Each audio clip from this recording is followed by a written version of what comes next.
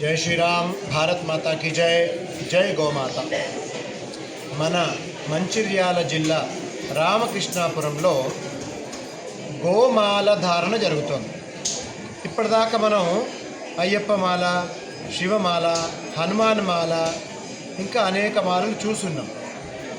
సర్వదేవతా స్వరూపి అయిన గోమాల విషయంలో రామకృష్ణపుర వాస్తవ్యులు నిజంగా అభినందనీయులు.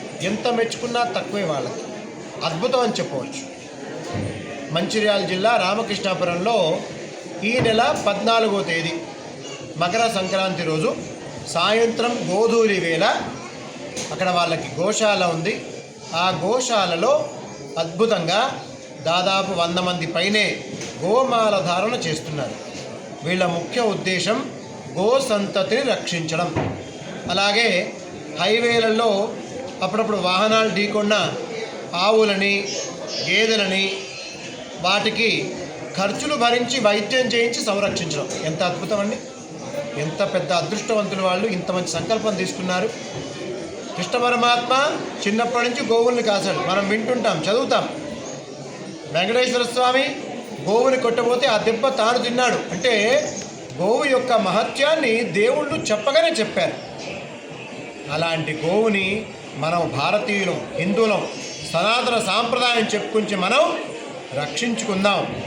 ఈ రామకృష్ణపురం వాళ్ళకి నిస్సందేహంగా పరిపూర్ణ మద్దతు పలుకుదాం.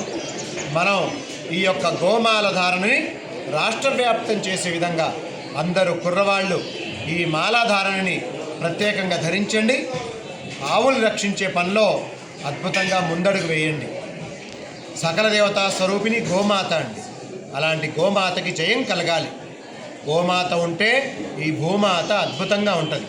భూమాత ఉంటే మన మాతలు బాగుంటారు. ఆ తరం చాలా బాగుంటుంది. ఈ నెల 14న మకర సంక్రాంతి శుభ సందర్భాన 14వ తేదీన రామకృష్ణపురం మంచిర్యాలలో గోమాల ధారణ. జై శ్రీరామ్. భారత్ మాతా की जय. जय గోమాత.